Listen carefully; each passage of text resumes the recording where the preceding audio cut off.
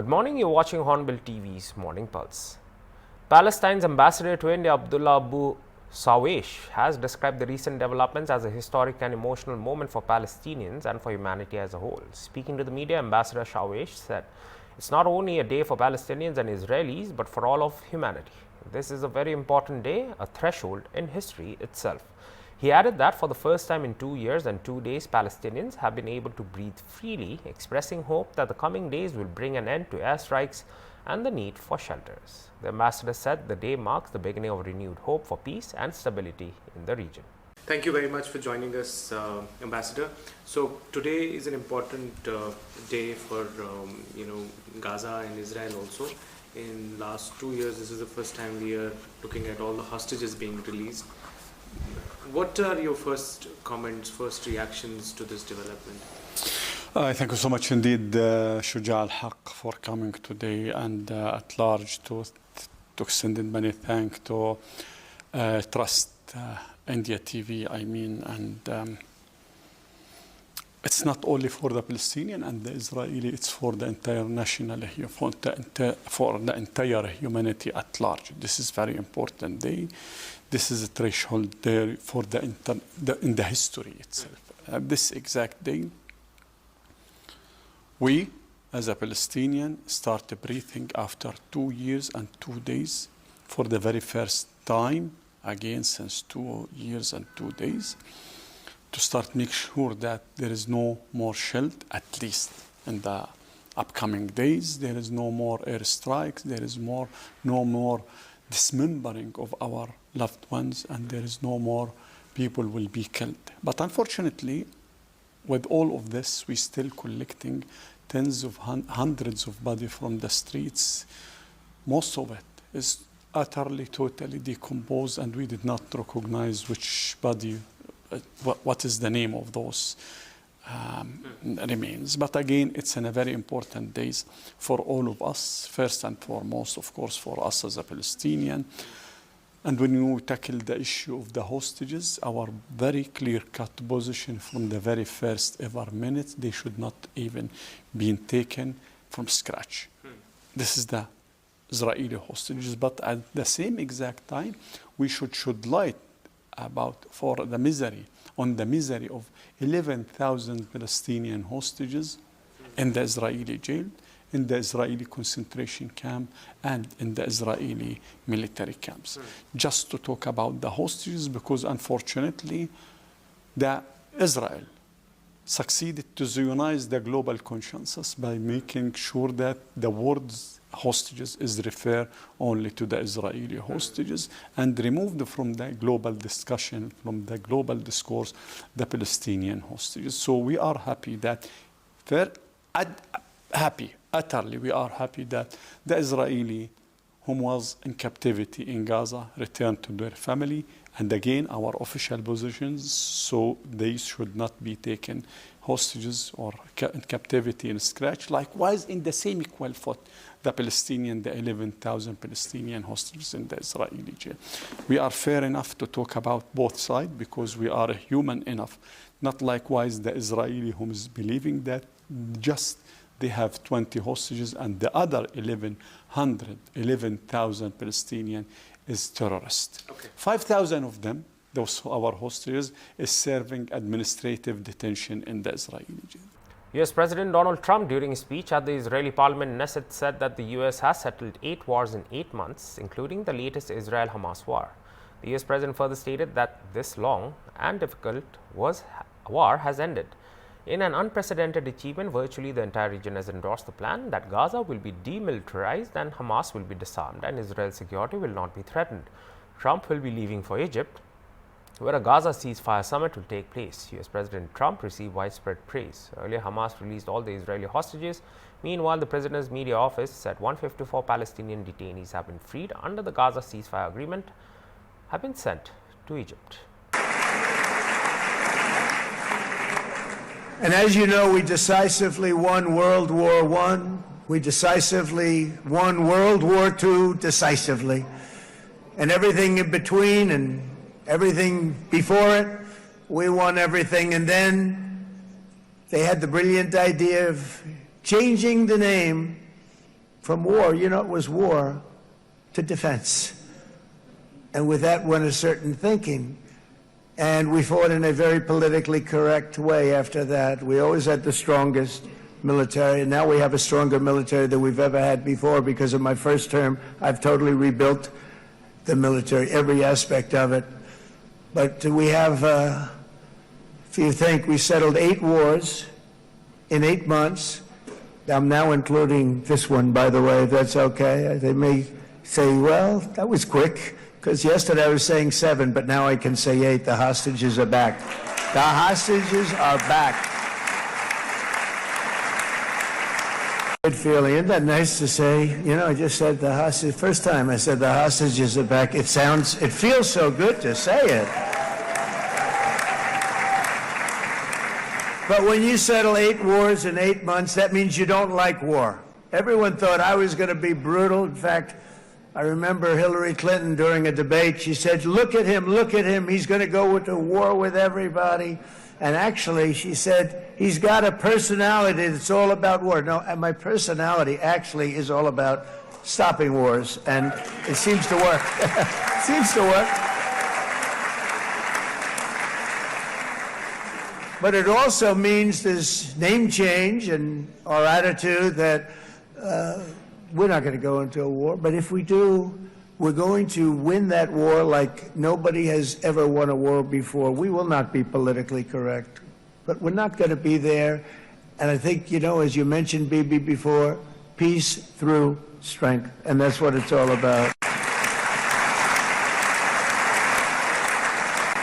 The United States has the greatest and most powerful military in the, right now, history of the world. I can tell you we have weapons that nobody's ever dreamt of.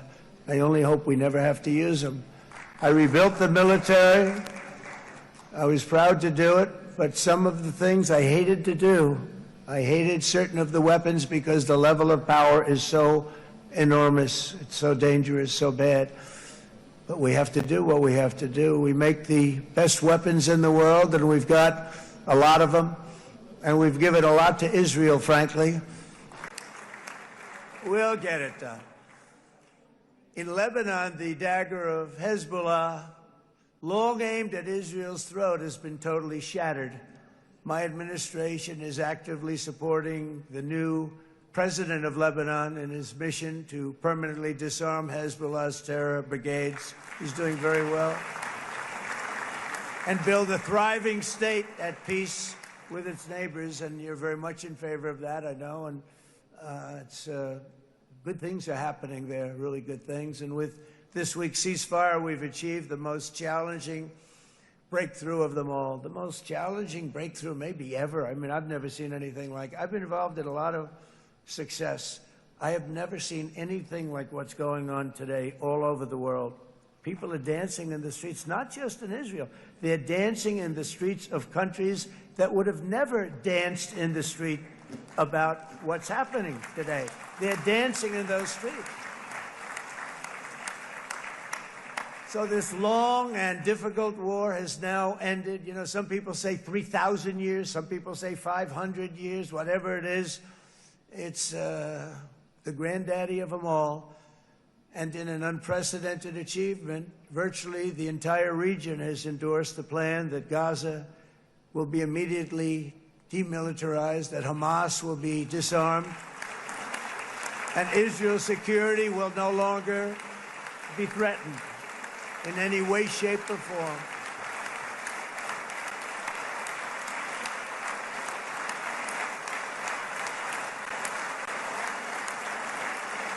So Israel, with our help, has won all that they can by force of arms. You've won. I mean, you've won.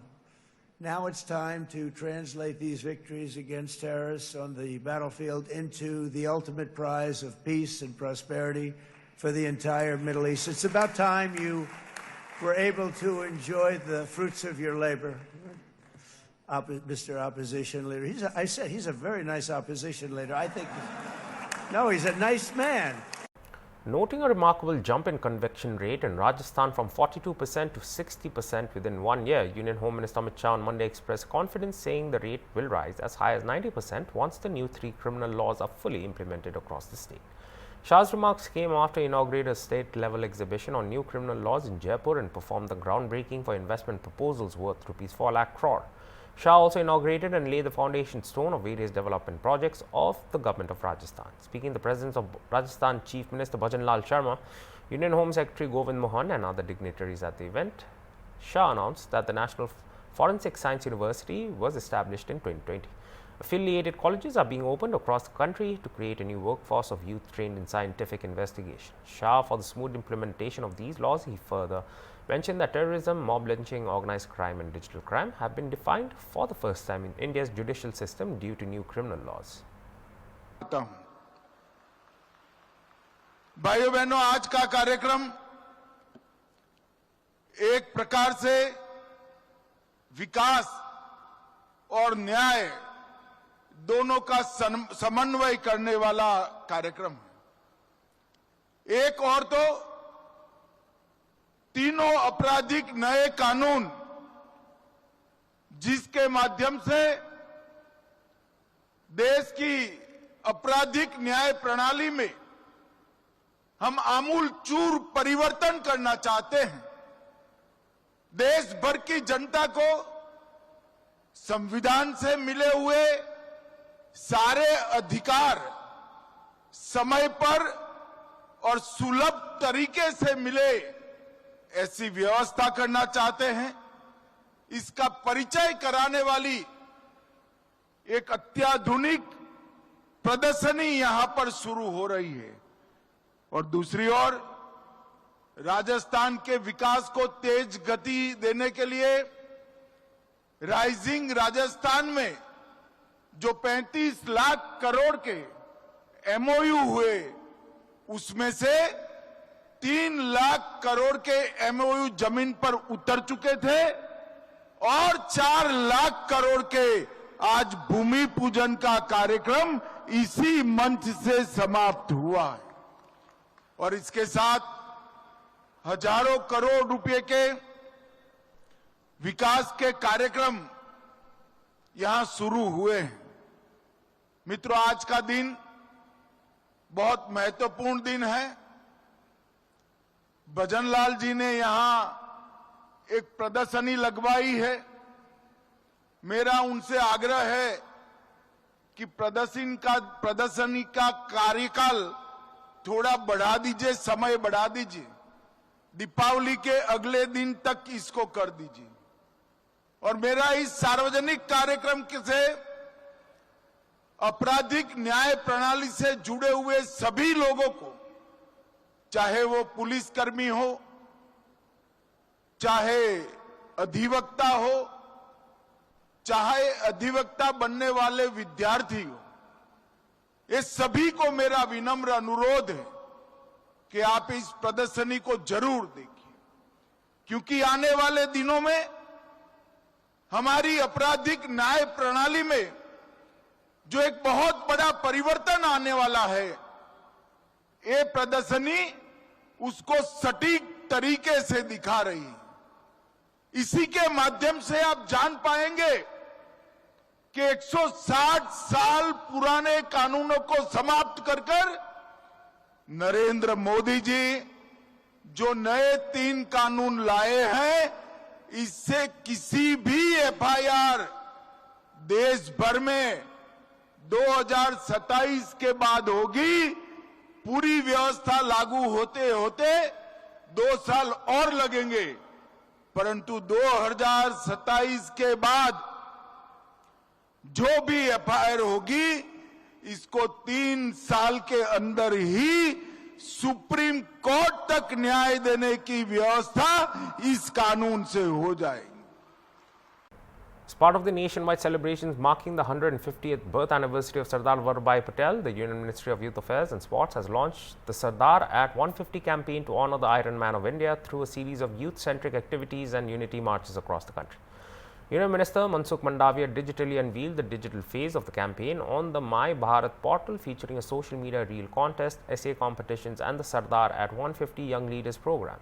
Under the initiative, 150 selected youth from across India will join the National Unity March. The Sardar at 150 Unity March will be organized in two phases, district level and national level. Between October 31 and November 25, 2025, marches spanning 8 to 10 kilometers will be held in every district, alongside awareness drives, essay and debate contests, street plays, yoga sessions and cleanliness campaigns, highlighting Sardar Patel's role in national integration. The national level march will take place from November 26 to December 6, covering 150 kilometers from Sardar Patel's birthplace, Karamsad, to the Statue of Unity in Kevadia, Gujarat. Along the route, NSS and NCC cadets will conduct community outreach, cultural programs and exhibitions showcasing Patel's life and India's unity in diversity. In Tripura, Sports and Youth Affairs Minister Tinku Roy said district level marches will be held across all 8 districts, coordinated by local committees involving officials, MLAs and youth organizations. প্রস্তুতি কমিটিও বানিয়েছি যারা এতে শামিল হবে। আমরা জেলা পরিষদকে শামিল করছি, আমরা সমস্ত বিধায়কগণকে শামিল করছি, আমরা ডিএমএন কালেক্টরকে শামিল করছি, এসপি, আমরা পঞ্চায়েত সমিতিকে শামিল করছি, সকল এজিএমদেরকে, ডিওপো, ফরেস্ট ডিপার্টমেন্ট, এডুকেশন দপ্তর, সোশ্যাল ওয়েলফেয়ার, বিভিন্ন ট্রাস্ট সোসাইটি যারা রয়েছেন, এনজিওর প্রতিনিধি যারা রয়েছেন তাদেরকে শামিল করছি। আমরা আমাদের মাই ভারত এনওয়াই কে তাদেরকে আমরা শামিল করছি, এনএসএস কে আমরা শামিল করছি, আমাদের স্পোর্টস দপ্তর রয়েছে, এনসিসি রয়েছে, আইসিএ দপ্তর রয়েছে, এরকম সমস্ত দপ্তর। দেখুন, জানে বললে ঠিক আমি আমার নজরে আসেনি, যদি কোথায় এই ধরনের আমরা বোনাস নিয়ে অনেকগুলো মিটিং করেছি, তো সেই সমস্ত মিটিং বেসিক্যালি যারা আউটসোর্সিং এ কাজ করেন বা বিভিন্ন প্রাইভেট সংস্থাতে কাজ করেন বা চা বাগানে কাজ করেন, আমরা দফায় দফায় আমাদের পুজোর প্রায় 1.5 মাস আগ থেকে 2 মাস আগ থেকে মিটিং হয়েছে। অনেকগুলো জায়গা থেকে রিপোর্ট এসে যারা বোনাস দিয়ে দিয়েছেন, আমরা যে সরকারি নির্ধারণ করে দেওয়া হয়েছিল যে বোনাস পার্সেন্টেজ, তাতেও বেশিও দিয়েছে। অনেক জায়গায় হয়তো যদি না হয়ে থাকে, আমি আর জানা নেই, যদি না হয়ে থাকে লিখিত এখন পর্যন্ত কোনো আমাদের কাছে কমপ্লেইন আসেনি। যদি কমপ্লেইন আসে নিশ্চয়ই আমরা সেগুলো ইনকোয়ারি করবো। আমাদের হবে এটা শুধু সরকারি উদ্যোগে হচ্ছে না, এই পদযাত্রাতে আমরা সমাজের সব স্তরের মানুষকে সামিল করতে চাইছি। বিভিন্ন ক্লাব, বিভিন্ন এনজিও, বিভিন্ন সামাজিক সংস্থা আমার সঙ্গে যারা রয়েছেন আপনারা দেখতে পাচ্ছেন। আমাদের যিনি সেক্রেটারি প্রদীপ চক্রবর্তী মহোদয় রয়েছেন, আমাদের স্পোর্টস দপ্তরের ডাইরেক্টর ফ্রান্সিস ডার্লং সাহেব রয়েছেন, আমাদের মাই ভারতের ডাইরেক্টর বিমল পাঠক সাহাজি রয়েছেন, এবং বিপিন দেববর্মা প্রেসিডেন্ট, মহারানী তুলসীবতী ওয়েলফেয়ার ট্রাস্টের রয়েছেন। এছাড়া অন্যান্য আরো এনজিও, আরো সামাজিক সংস্থা যারা আমাদের এই টিমে রয়েছেন, এই মাই ভারত পোর্টালের যারা সদস্য ভলেন্টিয়ার্সরা, এছাড়াও এনএসএস এর প্রবাল দেব রয়েছেন, আমাদের state nodal officer, NSS, scout, NCC, এছাড়া বিভিন্ন ক্লাব সংগঠন, বাজার ব্যবসায়ী, সবাইকে আমরা সামিল করতে চাইছি এরকম একটা মহান কর্মযজ্ঞে। সকলকে নিয়ে আমরা এই পদযাত্রার মাধ্যমে আত্মনির্ভর ভারতের যে সংকল্প, আত্মনির্ভর ভারতের যে প্রচার প্রসার, সেটাতে সকলের সহযোগিতা, সকলকে নিয়ে আমরা এই অনুষ্ঠানটা করতে চাইছি এবং এটা দেশব্যাপী একটা আলোড়নকারী একটা সুন্দর অনুষ্ঠান হবে। আমরা সকলের সহযোগিতা, আপনাদেরও সহযোগিতা চাইছি। আর বিশেষ কিছু যদি আপনারা জানার থাকে জিজ্ঞাসা করতে পারেন, আমাদের মাননীয় সচিবও রয়েছেন বা অন্যান্য রয়েছেন, আপনারা যদি কিছু জিজ্ঞাসা করতে চান। রাজ্যভিত্তিক অনুষ্ঠানটা কবে থেকে শুরু হচ্ছে? আমরা তারিখটা ফাইনাল করিনি, এটাই বলছিলাম আপনাদেরকে। আমরা তারিখ এটার অনুষ্ঠানটা হবে মূলত 31 অক্টোবর থেকে 25 নভেম্বর, অর্থাৎ একটু সময় রয়েছে। আমরা মাননীয় মুখ্যমন্ত্রীর কাছে ফাইল পাঠিয়েছি, তারিখটা দিলে নিশ্চয়ই আমরা আপনাদেরকে জানিয়ে দেবো এর আগে। তো আমরা পুরো অনুষ্ঠানটা 8টা জেলায় যে অনুষ্ঠানটা হবে তার তারিখ হবে 31 অক্টোবর থেকে 25 নভেম্বর।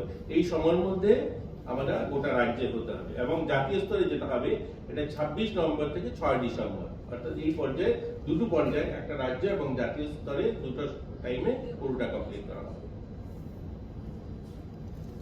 আর কিছু কেমন লোক হইতে পারে স্যার? নিশ্চয়ই আমরা তো আশাবাদী হাজারো সংখ্যায়, লাখো সংখ্যায় লোক সামিল হবে। আমরা এর জন্যই তো সমস্ত অর্গানাইজেশনকে একসঙ্গে করতে চাইছি। বিভিন্ন ক্লাব, এনজিও, যারা সামাজিক সংস্থা কাজ করে, সকলকে আমরা আহ্বান করছি, সকলে মিলে আমরা এই অনুষ্ঠানটা করব। AIUDF leader Rafiqul Islam on Monday stated that every government, whether Congress or BJP, has betrayed Muslims. He said the Assam Chief Minister has been claiming that the Muslim population in Assam has increased. Islam stated that this claim of Assam CM is scaring people and spreading misinformation. He blamed the government for increase in population and said government should give Muslims education, employment facilities, awareness and their share, and their population will decline. देखिए, आसाम के मुख्यमंत्री कुछ दिनों से ये कह रहे हैं कि आसाम के डेमोग्राफिक चेंज हो गया, मुसलमान का पॉपुलेशन बहुत बढ़ गया, इतना हुआ, 38% कमिंग सेंसस में होगा, एक बोल के लोगों को डरा रहे हैं और एक भ्रम फैला रहे हैं पूरे आसाम में। मुख्यमंत्री को मालूम होना चाहिए आसाम में जो मुसलमान है कोई आसमान से गिर के नहीं आए यहाँ और ज़मीन फट के भी यहाँ रातों रात अचानक यहाँ मुसलमान की पॉपुलेशन नहीं है। पूरे इंडिया वालों को नो डाउट जो लोग हिस्ट्री जानते हैं या गूगल को सर्च करेंगे उनको पता चलेगा। आफ्टर इंडिपेंडेंस फर्स्ट सेंसस जिस वक्त हुआ था 1951 में आसाम में, उस वक्त मुसलमान का आसाम में पॉपुलेशन था 24.86% और इट मीन्स 25% राउंड फिगर में आप देखेंगे 25% मुसलमान का पॉपुलेशन 1951 में था।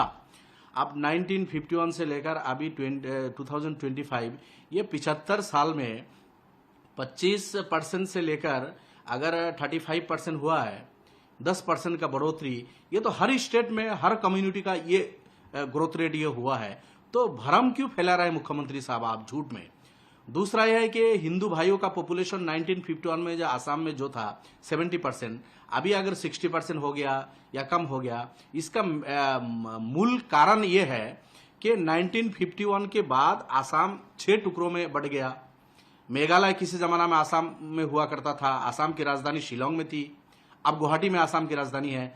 मेघालय हमसे कट गया, मिजोरम हमसे कट गया, नागालैंड हमसे कट गया, मणिपुर, अरुणाचल, ये सब स्टेट, त्रिपुरा, सब स्टेट जो है आसाम से अलग हो गया। जब और इन स्टेट में मोर देन 95%, किसी में 98% हिंदू पॉपुलेशन है, सिर्फ 2% 3% मुस्लिम पॉपुलेशन इन स्टेट में है। तो आसाम का जो पॉपुलेशन था हिंदू पॉपुलेशन का मेजर एक पोर्शन ये नॉर्थ ईस्ट के इन स्टेट में चला गया। तो इस हिसाब से आसाम का जो हिंदू पॉपुलेशन था वो नीचे आ गया, चूंकि आसाम कट के आसाम का major part North Eastern state में तकसीम हो गया। तो ये है मेजर इसका रीजन। दूसरा ये है कि ठीक है, मुसलमान का अगर बर्थ रेट ज्यादा है, मुसलमान का पॉपुलेशन बढ़ोतरी अगर थोड़ा सा ज्यादा है, तो इसके लिए सरकार जिम्मेदार है। आफ्टर इंडिपेंडेंस जो भी सरकार हो, कांग्रेस हो बीजेपी हो, हर किसी ने मुसलमान को ठगाया, शिक्षा नहीं दिया, स्वास्थ्य का अच्छा इंतजाम नहीं किया, नौकरी नहीं दी, सुविधा नहीं दिया, अनपढ़ बहुत ज्यादा है। तो गुर्बत की वजह से, पॉवर्टी की वजह से, लोगों अवेयर ना होने की वजह से इनमें थोड़ी सी पहले चाइल्ड मैरिज का प्रथा भी था, अभी बंद हो गया। इसी तरह जो जब बाल्य विवाह होते हैं तो आप 15-16 साल में लड़कियों की शादी हो जाती थी, अभी वो नहीं है, अभी 20-22 साल में लोग करते हैं। तो इस तरह एक जनरेशन बीच में से ज्यादा हो। In Hyderabad, Bharat Rashtra Samiti working president K.T. Rama Rao has accused the Congress party of indulging in voter manipulation ahead of the Jubilee Hills by-election in Telangana. Speaking to the media, KTR alleged that over the past few months, the Congress has instructed its cadre to coordinate with lower-level officials to illegally add around 50 votes per polling booth. He said that the BRS delegation has met the Chief Electoral Officer of Telangana, who is responsible for ensuring a free and fair election, and submitted evidence supporting their claims of irregularities. KTR added that the party has highlighted issues such as large-scale duplication of votes and urged the Election Commission to take immediate corrective action. Of electoral malpractices, irregularities, and deliberate inclusion of large-scale votes has been happening in Telangana as part of this Jubilee Hills by-election. Over the course of last 3-4 months, it appears that Congress party has instructed its cadre to work with the lower level officials and induct in at least every booth at least 50 votes. Rahul Gandhi ऊपर कहते हैं vote चोरी, वो तो vote चोरी है, मतलब वहां डिलीशन हो रहा है, पर यहां पे चोर वोट मतलब गलत लोग वोट करने का एक कोशिश कर रहे हैं और साजिश कर रहे हैं। इसको लेके आज हमने सबूत के साथ with absolute proof in black and white we have met the CEO of Telangana, who is responsible for the free and fair conduct of Jubilee Hills by-election. We showed all kinds of proofs. We have presented all kinds of evidences on the irregularities that are happening here. If you notice, there are three kinds of irregularities that are happening. One, heavy duplication of votes. एक आदमी को 3 epic card है. एक person के पास, जहां तक हमें मिली समाचार, करीब 2000 लोगों के पास डुप्लीकेशन ट्रिप्लीकेशन ऑफ वोटर आईडीज हैं और ये सारे के सारे जुबली हिल्स में हैं. ये पहला एक मेजर माल प्रैक्टिस है. दूसरा हम देखते हैं कि suddenly, all of a sudden, on one single day, September 2nd, mass updation of votes, thousands of votes have been added. Now, how did this happen? This happened because people who have voter ID cards in Mancherial, in Gadwal, in Nagar Karnool, and elsewhere in Telangana, all of them have been also given a new ID here by the Congress party with collusion at the grassroots level. So we have presented all evidences, including 19,000 votes that have been added. इसके बारे में सारे सबूत हमने CEO को दिया. उन्होंने आश्वासन दिया हमें. He has promised us that he will look into it. We have put 3 requests, 3 demands to the CEO. We said first, a thorough investigation has to happen into how this level of malpractices can be indulged in without the connivance of officers and without the connivance of lower level bureaucrats. That's the first thing. A thorough investigation has to be ordered. Second, all the officers who are responsible for this have to be shifted and also have to be punished. And third, all the votes that have been entered illegally by way of malpractices have to be deleted before the end of nominations. The Honorable CEO has promised us that he will look into the matter. He'll take a very serious look at the entire complaint and he will come back to us. We are hopeful that they will actually do something about it. They will actually look seriously into it. If not, we will obviously have to go to the court of law. We are hopeful that the Central Election Commission also, which has been under tremendous pressure, the Chief Election Commissioner and election commissioners who have been accused of vote chori, mass deletion, SIR, etc. in Bihar will come to our rescue. Because it is the Congress party which is accusing of vote chori in Bihar, indulging in similar malpractices in this by-election in Telangana. So we hope the Central Election Commission will also respond. We hope that the CEC will also look into this matter. He will ask for a report from the CEO here. We will also submit an application to the CEC and election commissioners. And that was all for this hour's bulletin. For more news and updates, stay tuned to Hornbill TV.